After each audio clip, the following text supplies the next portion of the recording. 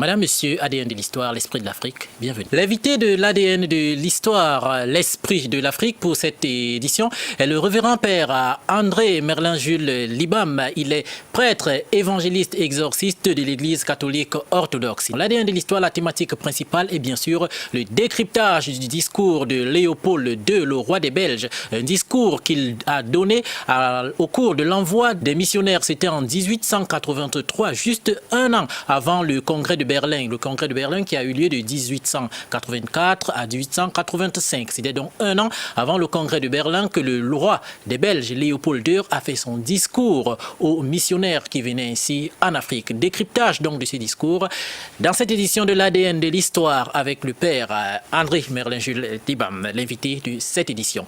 Bienvenue, Père Jules. Je salue comme ça tous les téléspectateurs, ceux qui sont scotchés pour essayer de comprendre la dimension de l'histoire. Tout à fait. Et vivre ce moment important dans le désir de partager et être affectionné de la chose, comprendre la profondeur et la dimension des missionnaires. Justement, c'est de ça qu'il est effectivement question. Comprendre cette dimension des missionnaires. Ceux d'avant ont-ils les mêmes missions que ceux d'aujourd'hui? Est-ce que, comment on dit que le missionnaire était l'artisan de la colonisation? Est-ce que ceux d'aujourd'hui sont des artisans de la néocolonisation de l'Afrique? Il s'agit également de voir cela. Mais justement, Père Jules, est-ce que le missionnaire d'avant était vraiment cet artisan de la colonisation de l'Afrique? Oui, là, c'est une très très bonne question. Mais sauf que les missionnaires qui étaient à l'époque vivaient plus la politique que la mission. C'est-à-dire la lettre du roi de Belgique était plus une lettre politique. C'est-à-dire que ça avait des conséquences politiques que des conséquences évangéliques. C'est-à-dire qu'il faudrait qu'on comprenne que les missionnaires de n'accomplissaient pas la mission par leur appel. C'est-à-dire c'était des personnes, comme on entend missionnaires, qui partent avec des concepts exceptionnels. Ça veut dire qu'ils savaient ce qu'ils partaient faire. Et maintenant, il y a une différence entre ces missionnaires et la réelle mission évangélique. La réelle mission évangélique va dans l'apostolat et est conduite par un esprit de Dieu qui nous amène à faire le travail que Dieu nous a appelés à faire. Ça veut dire que ces missionnaires, la plupart de ces missionnaires, c'était des soldats, c'était des hommes en tenue, mais qui venaient en Afrique et qui avaient cette apparence de père et de prêtre, mais qui avaient un objectif à atteindre. Et il n'y avait rien d'évangélisation. Oui, et le premier contact justement des Africains avec la colonisation ou avec l'Occident, c'était justement ces missionnaires. Ils étaient peut-être protestants, autres, mais c'était tous des missionnaires. L'Église, elle était en première ligne de la colonisation. La colonisation d'abord mentale et même la colonisation aujourd'hui culturelle de l'époque. Est-ce que c'est également le cas aujourd'hui? Parlant de la colonisation mentale, je pense que chaque Église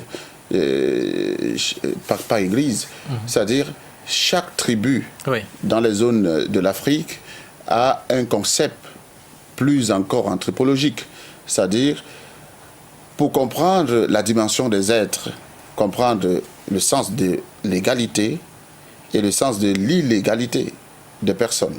C'est-à-dire qu'il y a des personnes qui se sentent diminuées et des personnes qui se sentent encore plus ou moins heureux d'être ce qu'elles sont. Donc, quand ces personnes, on parle de la colonisation en Afrique, on ne peut pas parler de la colonisation sans parler de la civilisation. C'est-à-dire, à un certain moment, les deux vont de pair.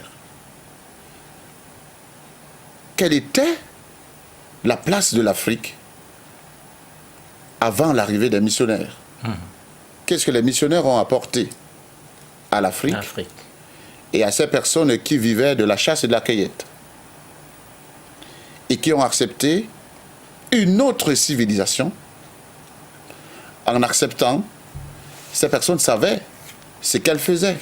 Elles savaient le profit qu'elles avaient à avoir. C'est-à-dire, ce n'était pas seulement l'ordre évangélique, mais c'était un temps de développement pour un peuple qui a vécu dans un système pendant longtemps, mais qui est censé être développé. Et d'ailleurs, les Africains, j'ai souvent dit, si les Africains voulaient, les Africains seraient restés de cette façon de l'époque. Sinon, nous ne serions pas habillés comme nous sommes là aujourd'hui. On devait être habillés en paille. On devait continuer à vivre de la chasse et de la cueillette.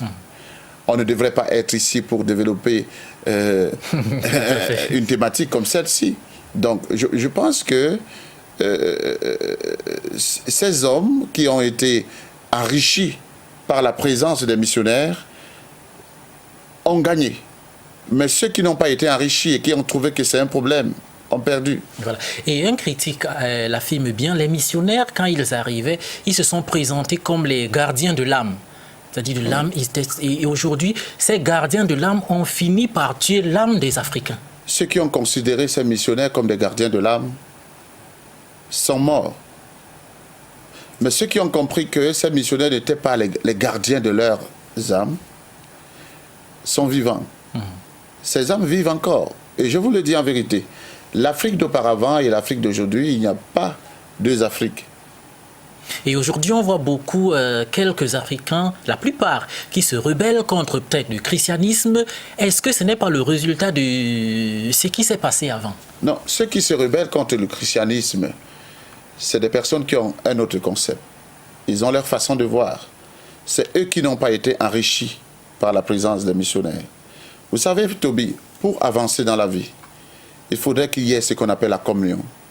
C'est pour cela que le pape Jean-Paul II avait instauré au sein de l'Église ce qu'on appelle la communication entre les coutumes et l'Église, qu'on appelle, on a discuté, on a eu l'inculturation. L'inculturation nous permet d'ailleurs aujourd'hui à comprendre ces choses, ces éléments de la vie et les mettre en pratique selon notre façon de voir et selon notre partage traditionnel et culturel. Donc, s'il y a des personnes aujourd'hui qui en souffrent et qui trouvent que l'Église n'a rien apporté, c'est des personnes qui sont nées dans un système qu'ils n'arrivent pas à maîtriser. Et maintenant, pointent du doigt l'Église comme si c'est l'Église qui était un problème. Et pourtant, l'Église n'a jamais été un problème. Et d'ailleurs, l'Église, c'est l'Église du Christ. Ce n'est pas l'Église des hommes, c'est l'Église du Christ. C'est-à-dire, la rédemption, d'ailleurs, est personnelle, mais elle nous vient de la foi. Elle nous vient de la foi. Alors, toute personne qui est axée à avancer sur le chemin de la foi ne peut pointer du doigt un élément, une personne, quoi que ce soit, pour donner le chef d'accusation que c'est cette chose ou bien cette personne qui nous empêche d'avancer. Je pense que rien ne peut nous empêcher d'avancer. Il n'y a que nous-mêmes, notre propre conscience et notre façon de nous comporter. C'est le rôle des missionnaires, Père Jules, enseigner une doctrine, mais ne pratiquer pas cette doctrine. Ce n'est pas le rôle des missionnaires. Le rôle du missionnaire, c'est d'accomplir la mission qui lui a été assignée par le Christ lui-même. C'est-à-dire, si nous sommes missionnaires, nous ne sommes pas dans une mission qui nous appartient, mais la mission appartient à Christ. Personne ne peut dire « faites ce que je vous demande », mais ne faites pas ce que moi je fais. C'est-à-dire, le roi, je pense que le roi protégeait ses intérêts. Mais sauf que c'est une partie de missionnaires qui est venue. C'était ces missionnaires. Ce n'était pas les missionnaires du Christ.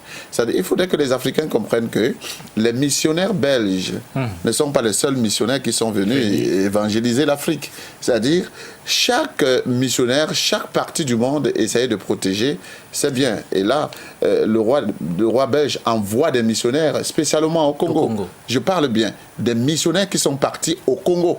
Pas les missionnaires qui sont partis partout dans le monde, non. C'était une partie des missionnaires qui se rendaient au Congo et le roi belge. Et cette lettre n'était même pas censée d'être vue, d'être connue. C'était une lettre cachée, mais on ne sait pas comment elle a fait pour sortir de là. C'était une lettre secrète. Donc c'était la pensée du roi belge. C'était sa propre pensée à lui. Mais ce n'était pas la pensée de Dieu. Ce n'était pas la pensée du Christ. Et d'ailleurs, on ne peut pas seulement définir la présence des missionnaires comme un échec, mais on doit aussi définir la présence des missionnaires comme un plus, un apport, une sensibilité. C'est-à-dire, si on reste seulement dans la dimension de la lettre, beaucoup d'Africains vont se révolter entre eux-mêmes, les Africains, parce que la révolte africaine reste toujours entre les Africains. L'Africain ne se révolte jamais d'une autre personne, mais il se révolte toujours de son frère. C'est-à-dire, à quoi ça sert donc de prendre une lettre qui vient détruire notre mentalité et qui nous empêche de jouir de la présence de Dieu parmi nous? Et d'ailleurs, les missionnaires n'ont rien enlevé en Afrique. Peut-être ils ont pris une partie de l'Afrique, mais il était aussi important qu'ils en prennent. Pourquoi? Parce que quand tu arrives quelque part, imaginons-nous un monde sans véhicule, un monde sans route, un monde sans train, un monde sans avion. Je ne sais pas s'il y a encore des parties du monde qui vivent comme ça. À quoi sert Dieu? Dieu sert dans le développement. Quand une partie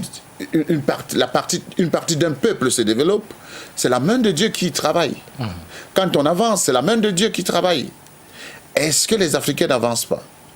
Si aujourd'hui nous sommes capables de nous asseoir et de décortiquer une lettre comme celle-là, qui ne pouvait pas être décortiquée par nos ancêtres, ça veut dire que nous avons un plus, nous avons un pas de plus. Mais qu'est-ce qui nous a donné un pas de plus?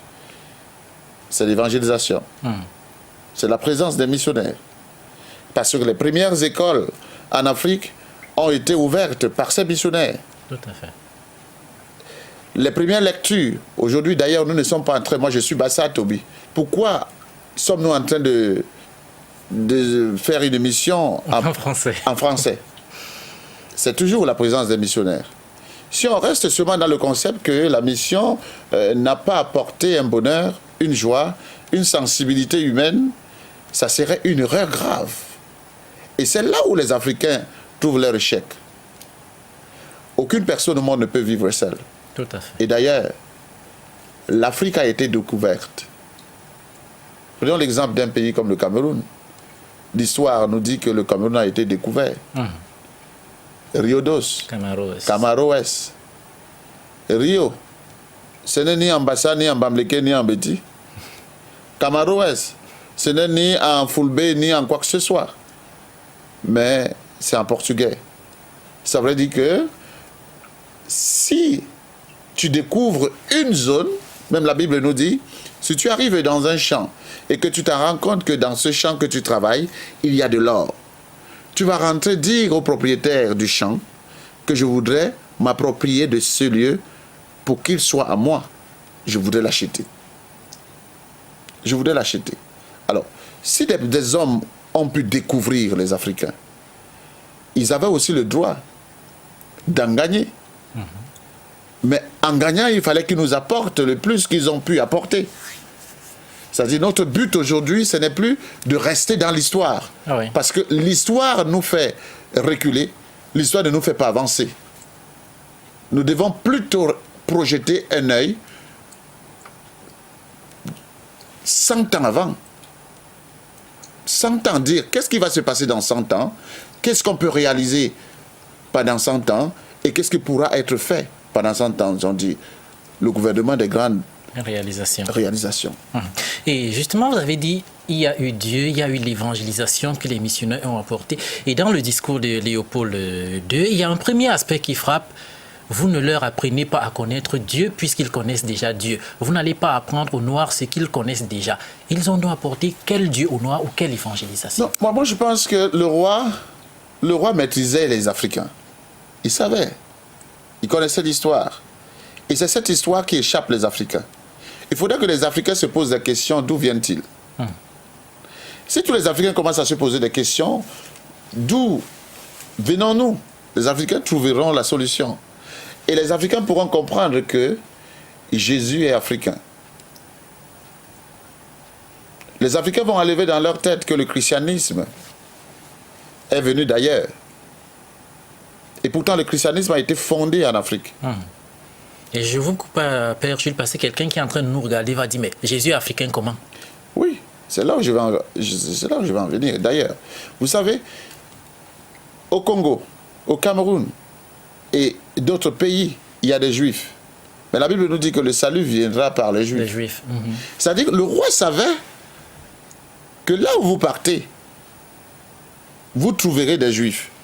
Vous trouvez des personnes qui ont vécu en Égypte pendant longtemps et ces personnes se sont retrouvées dans ces zones. Ça veut dire que ces personnes connaissent Dieu. Ces personnes connaissaient Dieu. Oui. Et le roi le savait. Le roi n'a pas dit que les Africains connaissent Dieu parce que c'est des Africains. Mais le roi savait que ces Africains ne sont que des Juifs. Et l'Afrique n'était pas limitée comme elle est aujourd'hui. Parce que quand on regarde la vraie histoire de l'Afrique, le Moyen-Orient et l'Orient se trouvaient dans l'Afrique. Se trouvaient dans l'Afrique. Je pense que c'est des études approfondies qu'il faudrait que beaucoup de personnes essayent de comprendre pour essayer d'élargir la dimension de la chrétienté et surtout du christianisme. Le christianisme, si le christianisme n'est pas né en Afrique, le christianisme est donc né où? Le christianisme est né en Afrique. Donc, le roi, lui, il parle, il dit, ils connaissent Dieu, Zambé. Et quand il parle de Zambé, ce Zambé est venu d'où? Zambé est venu de l'Égypte. Vous allez voir les Congolais, les Douala, toutes ces personnes, ils appellent ça Zambé, les Bassa, Zamba, les Boulous, les Zamba, les Bantous, Zamba, Nyambé et tout ça. C'est-à-dire, ça se ressemble. C'est la manifestation juive. Donc, il n'y avait rien qui disait que non, ils connaissent Dieu parce que c'était des Africains. Mais ils savaient bien que les Africains connaissaient Dieu parce qu'il y avait une partie de l'Afrique qui était juive. Donc, je pense que l'Africain est au centre du christianisme. Au centre du christianisme. Mais il faut seulement qu'on essaye de comprendre de quelle dimension en Christ nous avons et nous portons. Regardez le monde d'aujourd'hui. Le monde est en train d'être évangélisé par les Africains. C'est-à-dire l'ascenseur se retourne. Oui. Retour à l'expéditeur. Et comment donc comprendre le texte des béatitudes que le roi lui fait? Il l'a énuméré pendant ça. Heureux, dites-leur toujours, heureux les pauvres, heureux. Ces textes des béatitudes, comment le comprendre? Pour diriger un peuple comme ce roi belge, qui était considéré comme l'un des grands rois de l'Europe à l'époque, il fallait avoir une certaine connaissance, mais surtout pratiquer ce qu'on appelle la ruse. Et beaucoup de Blancs aujourd'hui, beaucoup d'Européens, je ne vais pas les appeler Blancs, mais je vais les appeler des Européens, pratiquent ce qu'on appelle la ruse. C'est-à-dire que cette ruse a été établie. Ce n'est pas ce roi qui a écrit la Bible. Et d'ailleurs, la Bible n'a pas été rédigée en 1883. La Bible existait déjà. Donc, le roi a pris le temps de lire la Bible et de trouver des versets qui pouvaient séduire les Africains. Sachant qu'il venait de les côtes, il venait de la côte, autant pour moi, de la côte de l'Égypte. De la côte de l'Égypte, ça veut dire que là, il y avait plusieurs Juifs. Le roi savait que les Juifs avaient une sensibilité en ce qui concerne la chose de Dieu. Heureux les pauvres, car le royaume des cieux est à eux. Est-ce que les Africains, à cette époque, étaient riches? Oui. Si oui, en Égypte et au Kenya. Le Kenya et l'Égypte, il y avait des fortes personnes qui étaient vraiment le plus riche du monde sortait de ces deux zones. Il fallait que le roi trouve quand même des points sensibles pour que lui puisse gagner quelque chose. Ça veut dire des mines d'or et tout ça. Mais est-ce que ces mines intéressaient les Africains? Non, parce qu'ils ne savaient même pas quoi. Est-ce qu'ils savaient d'ailleurs que le diamant c'est quoi? Ils savaient que l'or c'est quoi? C'était pas leur problème. Le problème de l'Africain, c'était d'accepter l'étranger, parce que les Africains sont accueillants. L'étranger vient, si l'étranger trouve que tu manges le macabo tous les jours et qu'il vient te procurer du macaroni que tu n'as jamais vu et que tu en manges une fois, tu auras besoin d'en manger 2 fois. Et là, tu vas lui montrer comment est-ce qu'on fait, comment est-ce qu'on peut mettre un piège dans la brousse pour attraper un gibier. Donc, je pense que c'est la réflexion du roi. Il ne faudrait pas qu'on pense que c'est la réflexion de tous les missionnaires. Non, c'est la réflexion du roi. Mais il prend les versets bibliques pour établir et gagner son gain. Je rappelle ici que la Bible n'a pas été écrite en 1883. Okay. Alors, Père Jules, il y a un aspect où peut-être on pourrait dire que le roi et ses idées, peut-être il a réussi quelque part quand il dit enseigner aux Africains à oublier leurs héros et plutôt à adorer les nôtres. Aujourd'hui, les Africains oublient leurs héros. Mais attendez, les Africains, l'homme africain a une mentalité courte. Vous avez compris? L'homme africain a une mentalité courte. L'homme africain ne regarde pas plus ce qui est bien, mais il regarde ce qui trouble. Le plus. Même les repas que nous mangeons tous les jours, s'il n'y a pas trop de piment, on ne peut pas être à l'aise. L'homme africain mange en s'étouffant et il est content. C'est-à-dire, s'il veut manger, vous comprenez? Vous comprenez? C'est-à-dire, mais il va observer très bien.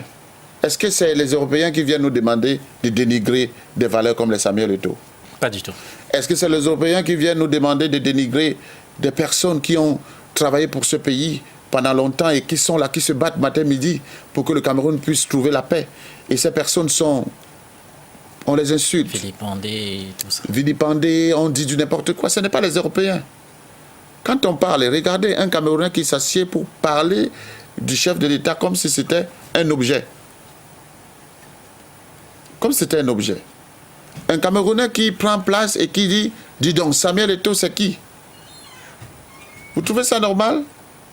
Est-ce que c'est les Européens qui viennent nous demander de nous détruire entre nous? Pas du tout. Ben, nous partons vers eux et ils nous renvoient vers nous et on s'entretue. Est-ce que c'est eux qui viennent? Moi, je pense que si on me donne une arme, on dit, va fusiller Toby. Je vais demander à cet Européen, pourquoi est-ce que c'est moi qui l'envoie fusiller mon frère? Je ne le ferai pas. Alors, les Africains, s'ils ne veulent pas valoriser les héros, c'est leur problème. Ce n'est pas un problème du roi. C'est sauf que cette lettre a trouvé une mentalité qui existait déjà.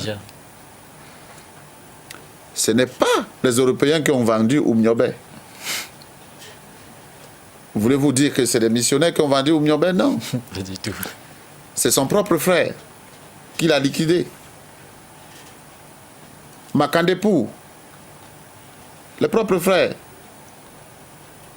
Tous ceux qui vivaient dans le maquis, c'était leur propre frère.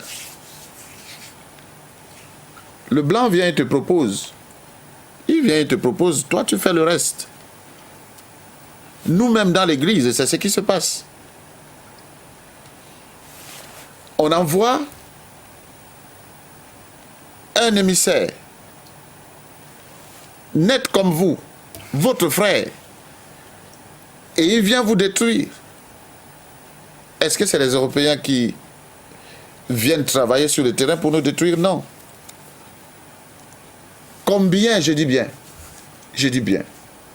combien de Camerounais ont la photo du président de la République dans leur maison? Les ministres, dans les bureaux. Il n'y a que des ministres. Mais combien de Camerounais? Pourtant, chaque Camerounais devrait avoir la photo du chef de l'État. Commençons d'abord là pour commencer à respecter ce qui fait notre valeur. Combien de Camerounais? N'en parlons donc pas à Amadou Ahidjo. D'autres l'ont oublié. D'autres l'ont oublié. Si on descend encore à Marie Mbida. André Marie Mbida. Il y a des jeunes Camerounais aujourd'hui qui ne le connaissent pas. N'en parlons donc pas de Oumniobé. Je vais aussi prendre au sein de l'église un grand-père, un père, comme le père Merad Hebra, qui est oublié aujourd'hui. C'est trop facile pour les Africains. Vous pensez que qui l'oublient? Ce sont ses propres frères, Bassa, hein, qui ne veulent même pas qu'on parle de lui. Est-ce que c'est les Européens qui viennent? Ce n'est pas les Européens. Donc, si les Africains ont leur mentalité, je dis bien une sale mentalité, et c'est ça qui nous fait reculer. C'est ça qui nous éclabousse. Et c'est ça qui nous empêche d'évoluer. Alors, qu'on accuse l'Africain, qu'on laisse ces personnes qui sont à la recherche de la réussite de la vie. Aujourd'hui, d'ailleurs, vous voyez, ils sont asphyxiés. Mais ils viennent toujours. Avec des méthodes. Avec des méthodes de pouvoir gagner. Mais quand on trouve que tu as les pieds sur terre, on va beau te salir, on va te faire quoi que ce soit, mais tu resteras l'Africain et tu finiras par être Africain. Et d'ailleurs, moi particulièrement, je suis un Africain. Et je suis un vrai Africain. Je suis un chrétien. Je suis un prêtre de l'Église. Mais je ne serai jamais européen. Je ne serai jamais européen. Je vais rester africain. C'est les Africains aujourd'hui qui trouvent que si tu trouves un prêtre, il prie avec toi et il te donne l'écorce. Il te dit, va, boue ces écorces et en fais-toi une purge. Comme nos grands-mères faisaient, ça va résoudre ton problème. Ce sont ces mêmes Africains qui partent dire que ce n'est pas ça qui est écrit dans la Bible. Où est l'endroit qui est écrit dans la Bible qu'on doit bouillir les écorces? Et ils vont dire que c'est la magie. C'est-à-dire, il faut aujourd'hui comprendre qu'il faut soigner la mentalité africaine.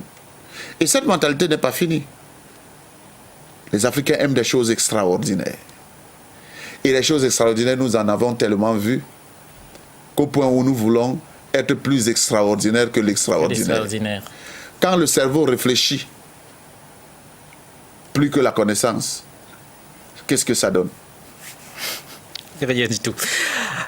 Vous dites les Africains doivent changer de mentalité. Le christianisme a apporté beaucoup plus à l'Afrique. Et la seule question que je me pose, c'est pourquoi les Africains doivent prier?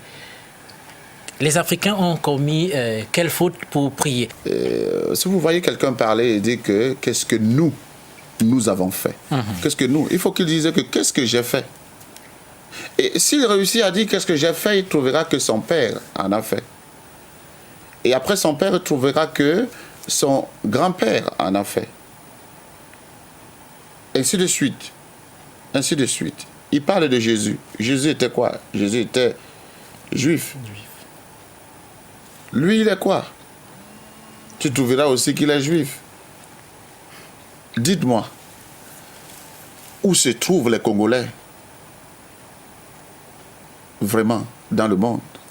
Les Congolais se trouvent partout. Ils sont au Cameroun par la dénomination des Douala. Les Douala sont les Congolais. Ils sortaient d'abord d'où? Pour être au Congo. Il n'y a que l'Africain qui ne maîtrise pas son histoire. Le Blanc est capable de décortiquer l'histoire de l'Afrique devant les Africains, et les Africains même ne maîtrisent pas leur histoire. Et selon vous, quelle partie de l'histoire africaine est-ce qu'on devrait donc apprendre aux jeunes dès la base? La genèse même de l'Afrique. La genèse de l'Afrique. Commencer par le A, B, le BA, Ba. Savoir dire à ton enfant que tu m'es malé, que de lui dire va me chercher de l'eau à boire. Ou bien de lui dire en anglais. Parce qu'aujourd'hui, si tu ne parles pas anglais ou bien français, c'est que tu n'existes pas. Moi, je vous dis, je suis arrivé dans certaines zones où il fallait que j'évangélise en français et qu'il y ait quelqu'un pour interpréter. Mais je me prépare encore d'évangéliser ailleurs, chez les Blancs, en Bassa. S'ils veulent, ils chercheront quelqu'un pour traduire. S'ils ne veulent pas, ils laisseront. Pourquoi est-ce que le français, c'est une langue nationale et internationale? L'anglais, langue nationale et internationale. Mais maintenant, quand ça concerne le Bassa, le Béti et tout, on appelle les langues vernaculaires. C'est-à-dire cette valorisation d'abord doit commencer par nous-mêmes. Parce que si on parle comme ce monsieur, on n'aura même pas l'envie de trouver la solution. Parce que lui dit, nous allons prier pourquoi? Est-ce qu'il y a quelqu'un qui peut vivre sans croyance? Pas du tout. Et maintenant, les croyances que nos ancêtres ont eues, qu'est-ce que ces croyances nous ont apporté? Rien du tout. C'est le christianisme qui nous a apporté la modernisation. C'est le christianisme qui nous permet de comprendre les choses dimensionnelles. C'est le christianisme qui nous fait vivre l'anthropologie africaine. C'est-à-dire l'anthropologie, ça veut dire l'étude des êtres, des êtres africains. C'est l'anthropologie. Voilà. C'est ce christianisme qui nous a fait développer et qui nous permet de comprendre la dimension de la chose. Est-ce qu'on peut vivre sans Dieu? Pas du tout. Pas du tout. Personne ne peut vivre sans Dieu. Donc, des concepts comme ça, c'est des concepts qui font reculer l'Afrique Nous ne sommes plus dans ce discours. C'est le discours que nos ancêtres ont eu à l'époque. Le discours doit être différent aujourd'hui. Oui, et il doit être celui de la construction. Oui, c'est le discours de la construction.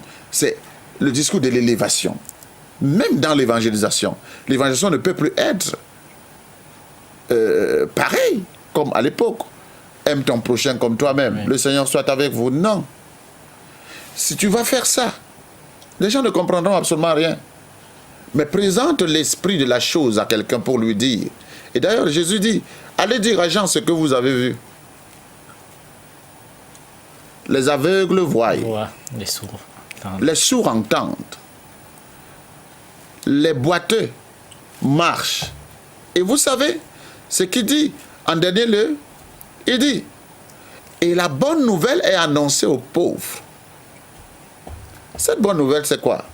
Cette bonne nouvelle, c'est de dire aux pauvres que ne te vois pas dans la misère. Tu peux aussi faire quoi? Tu peux aussi être riche. Cette bonne nouvelle est accompagnée des écoles primaires, secondaires, des universités. C'est-à-dire la bonne nouvelle est annoncée et on te présente l'école. On te dit, Jésus peut changer ta vie, mais il faudrait que toi-même tu te mettes au travail. Va à l'école. Jésus peut changer ta vie. Comme tu te vois, tu misères. Tu peux apprendre un métier et vivre. Jésus est grand. Comme tu te vois là, tu penses que tu n'es rien. Tu peux rencontrer quelqu'un que tu n'as jamais vu et qui te sorte de là. Et que toi aussi tu aides les autres.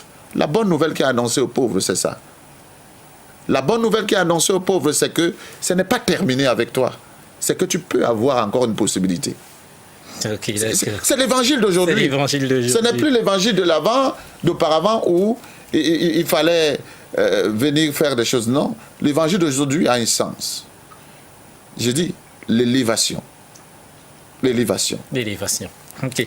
Et nous avons un téléspectateur qui nous dit bien là, mon père, s'il vous plaît, nous savons que c'est Monseigneur Thomas Mongo qui a livré Oumniobé, Philippe Baïha II. C'est lui qui nous dit cela. Donc, on oublie peut-être... ce n'est pas, pour répondre à votre question, ce n'est pas les Européens, c'est bien les Africains. Voilà, s'il parle de Thomas Mongo, voilà. C'est lui qui comprend cette histoire comme ça, mais je pense qu'il doit encore entrer en profondeur pour comprendre l'histoire de Oumniobé. Au fait, je ne suis pas venu ici parler de Oumniobé. Je suis venu ici pour qu'on essaye de comprendre. Oui, justement. Et parce que c'était en fait un exemple de nos héros que nous oublions nous-mêmes, qui ce n'est pas l'œuvre des Blancs. L'éthique des Africains. C'est-à-dire qu'on essaye de comprendre qui nous sommes, qu'on essaye de comprendre d'où nous sortons. Moi, j'ai eu des intercations avec des pères blancs, voilà, des pères européens qui sont venus célébrer avec moi à la paroisse. Et un père blanc m'a dit, mon père, il faut, pendant la messe, chanter Bach. Il faut chanter Bach. Il faudrait que les musiques soient les musiques de Bach. Et je lui ai dit, fichez-moi la paix avec Bach.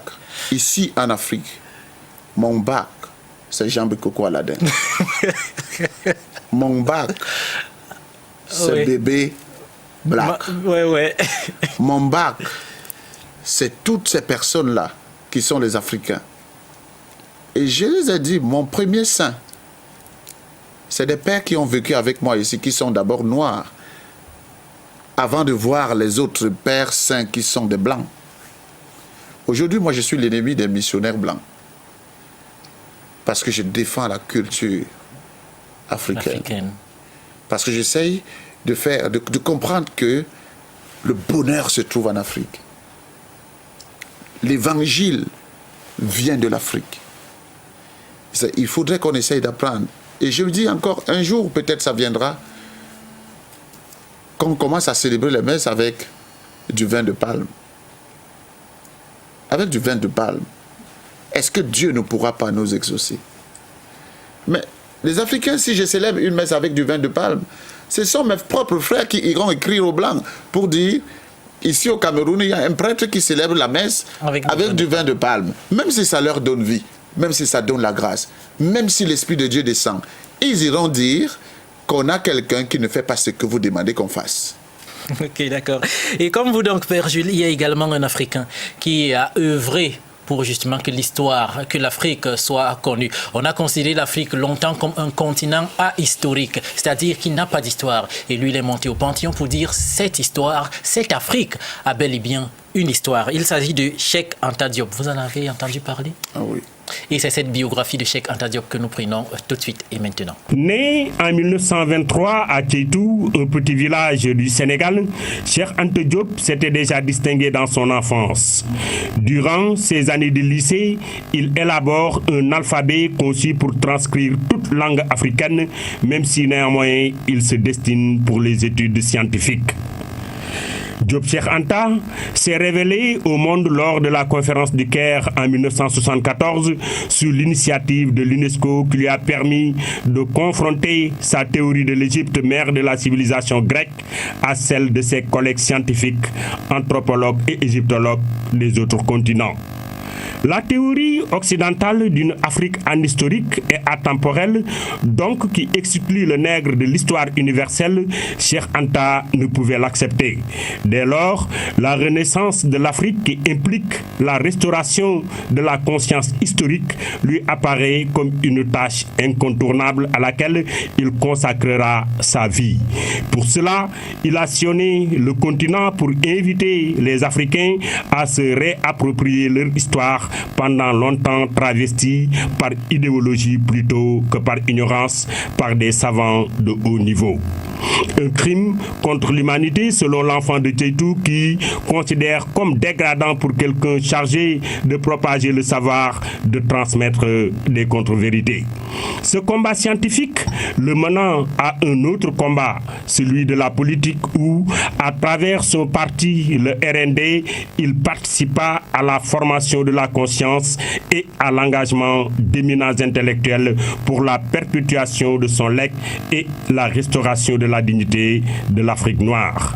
Pour le grand savant du XXe siècle, nul n'a le droit d'effacer une page de l'histoire d'un peuple, car un peuple sans histoire est un peuple sans âme. Et c'est d'ailleurs très bien dit, nul n'a le droit d'effacer une page de l'histoire d'un peuple, car un peuple sans histoire est un monde sans âme, d'où le retour à nos valeurs africaines. Père Jules, dans l'ADN de l'histoire où nous mettons en avant l'esprit de l'Afrique, c'est également la musique africaine. Et c'est une aubaine également de vous avoir sur ce plateau, parce que c'est rare de voir un serviteur de Dieu en même temps prêtre et dans le showbiz, on va dire ça comme ça. Oui, c'est ça. Mais c'est ça qui fait la valeur humaine. C'est-à-dire que chacun puisse essayer de développer ce qui lui a été donné par la grâce de Dieu, sans être contraint. Et je pense que c'est ce que les Africains doivent vivre, sans qu'on ne leur oblige à s'adapter à une certaine vie qui n'est pas la leur. Et c'est ça qui fait la force et la dimension de la spiritualité de chaque citoyen. De chaque citoyen. Et ce goût, ou du moins la passion pour la musique, elle vient comment? Elle arrive comment chez vous? Mais vous savez, tous les Africains doivent avoir la passion de la musique. Parce que, en parlant bien, la musique est née où? La musique est née en Afrique. Oui, mais peut-être le monde ne le sait pas. Mais la musique est née en Afrique. Le monde a en tête des Mozart, Beethoven, tous ces grands, l'Afrique. Ils ont pris où? Ils ont pris en Afrique, par les chants des oiseaux, par les chants des animaux, par le bruit de la forêt, par les sons agréables de nos mamans qui berçaient les enfants. Ils se sont embrouillés pendant un bon bout de temps, mais aujourd'hui, observez très bien, même aux États-Unis, la musique se recueille en Afrique. Et la modernisation qui a commencé va prouver au monde que l'Afrique, c'est une valeur à tous les niveaux. Nous sommes en train de prendre le monde. Dans le football, d'ici peu de temps, on ne parlera que des Africains. Dans la musique, d'ici peu de temps, on ne parlera que des Africains. Dans le plan évangélique, moi je ne vous dis pas. Moi j'enseigne les Blancs. Moi j'enseigne les Européens. Je les enseigne. En ce qui concerne la chose de Dieu. Et d'ailleurs, il n'y a personne. Je vous dis encore, il n'y a personne. C'est les Africains. Dans tous les domaines, vous trouverez les Africains. Les Africains dans toutes les dimensions. La valeur se trouve en Afrique. En Afrique. Et justement, comme je l'ai dit, vous êtes dans le showbiz, vous êtes artiste également. Vous avez commis un titre, deux, plusieurs, et vous faites dans plusieurs variétés. Et si vous nous parlez du titre Maman, que nous voyons tout à l'heure là, Oui. quel est le message de ce morceau, Maman? C'est-à-dire, Maman, même quand je compose Maman, je me réfère directement à l'Afrique. L'Afrique, notre mère, l'Afrique qui nous met au monde, l'Afrique qui partage avec nous. Maman, je t'aime plus que tout. Tu m'as bercé, tu m'as donné la vie, tu m'as encadré. Quel que soit là où je serai, je penserai toujours à toi. Tu es la base, tu es l'unique base où je retrouve mon réconfort. C'est-à-dire que ces Africains qui partent en Europe et qui oublient leur mère, au lieu de revenir et de dire « c'est toi qui m'as versé, c'est toi qui m'as donné la vie, c'est toi qui m'as oint ». Ok, d'accord. J'en chéris toutes les mères. Ouais. Et particulièrement notre mère Afrique. Et ça rejoint un peu également la maman, comme on l'appelait, Myriam Makeba, qui également chérissait cette Afrique qui était à elle. L'ADN de l'histoire, l'esprit de l'Afrique. L'invité est bien sûr le père André Merlin-Jules Libam, prêtre évangéliste et exorciste de l'Église catholique. Alors, père Jules, l'Afrique de plus en plus perd ses repères. Et en Afrique, aujourd'hui, à l'heure actuelle, il y a des missionnaires qui ne font pas toujours l'œuvre d'évangélisation, qui de plus en plus sont très égoïstes et sont omnivores, c'est-à-dire qui veulent tout pour eux et non pour l'évolution de l'Église. Quel message et quel cri de cœur? Mon cri de cœur, c'est que la prière par excellence se reprenne. La prière par excellence, qui est la célébration de la Sainte Divine Liturgie Eucharistique, qui est la Sainte Messe, avec des valeurs vocationnelles. C'est-à-dire, vous savez, la chose de Dieu, ce n'est pas pour tout le monde. C'est pour les appelés. Il faudrait que les Africains rentrent encore dans la prière pour dire au Seigneur, Seigneur, envoie-nous des vocations. Il faudrait que l'Église prie pour les vocations. Parce qu'aujourd'hui, il n'y a plus les vocations. Il y a des personnes, des mercenaires, qui sont plus dans la chose de Dieu. Et c'est pour cela que l'Église est en faillite. C'est pour cela que l'Église est en train de dandiner. Parce que ceux qui sont dans l'Église ne sont pas appelés. C'est des personnes parce qu'il n'y a pas l'emploi. Tu as eu ton baccalauréat, tu peux partir à l'université, tu peux partir faire le cycle théologique. Après, tu sors, tu deviens prêtre sans que tu ne sois appelé. Donc, Dieu a besoin aujourd'hui que son Église soit accompagnée des serviteurs dignes, des appelés, des vocationnaires. Donc, je pense que c'est ça le véritable problème. Quand on est appelé et qu'on maîtrise sa mission, il y a des erreurs qu'on ne peut pas faire.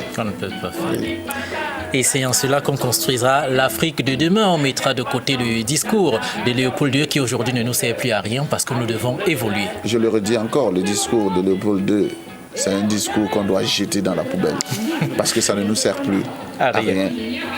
Rien du tout. Ce que nous devons faire aujourd'hui, c'est d'oublier l'histoire des colons. De prendre notre propre histoire des Africains, mais surtout, c'est de chercher l'élévation, essayer d'aller devant la scène et de promouvoir notre Afrique, qui est l'Afrique de la réconciliation, l'Afrique de l'amour, l'Afrique du bonheur, et non l'Afrique des pleurs. Et des frustrations. L'ADN de l'histoire, l'esprit de l'Afrique. Merci madame, monsieur d'avoir été avec nous. Merci à Père Jules d'avoir répondu à cet exercice dans cette autre annale de l'histoire. Retrouvons-nous samedi prochain, il sera 20h30. Au revoir.